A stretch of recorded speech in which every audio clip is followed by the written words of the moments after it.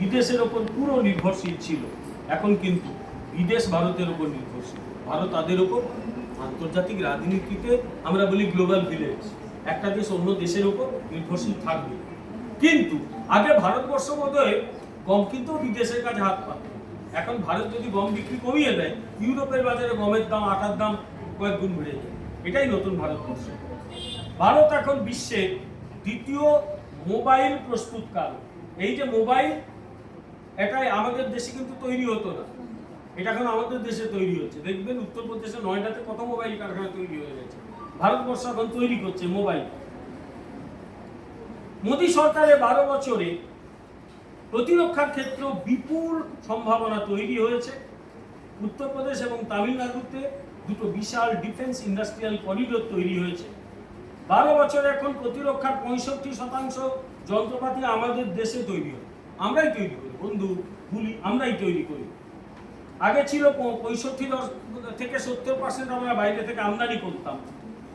2014-15 সালে প্রতিরক্ষা উৎপাদন যেখানে ছিল 46,429 কোটি, 24-25-এ হয়েছে 1.54 লক্ষ কোটি টাকা। আগে ভারত প্রতিরক্ষা সামগ্রী ম্যাক্সিমাম আমদানি করতো, রপ্তানি করতো খুব কম। 2014 সালে 1,150 কোটি টাকা রপ্তানি করতাম, এখন বাইরে পাঠাই 38,400 কোটি টাকা। এখন অনেক দেশ আমাদের কাছ থেকে ব্রহ্মস মিসাইল কেনে, এটা ভারতের কৃতিত্ব। আর সবচেয়ে বড় কথা, ভারত এখন এক স্টার্ট আপ কালচার তৈরি করেছে। 2014 সালে 500টা স্টার্ট আপ, যারা শিল্প ব্যবসা শুরু করেছে, এরকম 500টা ছিল। আজকে সেই সংখ্যা 2.6 লক্ষ স্টার্ট আপ সংস্থায় আমরা পৌঁছে গেছি। পরিবেশ সংরক্ষণ, অজীবাশ্ম জ্বালানিতে আমরা এগিয়েছি। আমি আগেই বললাম, তেলের খরচ কমাতে আমরা ইলেকট্রিক কারের দিকে নজর দিচ্ছি, সৌরশক্তির দিকে নজর দিচ্ছি। আর সব শেষে যেটা আমাদের আসে সেটা হচ্ছে সাংস্কৃতিক পুনর্জাগরণ। আপনারা জানেন ভারতবর্ষ বহু পুরনো, হাজার হাজার বছরের পুরনো দেশ। এখানে রয়েছে পুরনো মন্দির, বহু পুরনো ধর্মীয় যে সমস্ত স্মারক, সেগুলোকে সাজিয়ে গুছিয়ে আমরা বিশ্বের কাছে যদি দেখাতে পারি, নিজেদের ঐতিহ্য রক্ষিত হবে, বাইরে থেকে মানুষজন আসবে।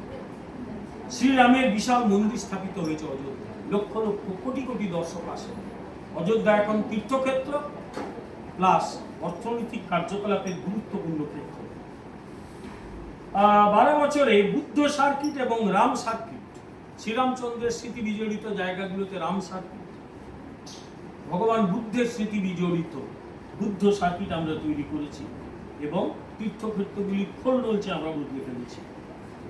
12 বছরে আমাদের এই সেবা এবং সুশাসন প্রত্যেকটি মানুষের জীবনে, শিশু, যুব, নারী, দরিদ্র, কৃষক, তাদের জীবনে অভূতপূর্ব পরিবর্তন এনেছে।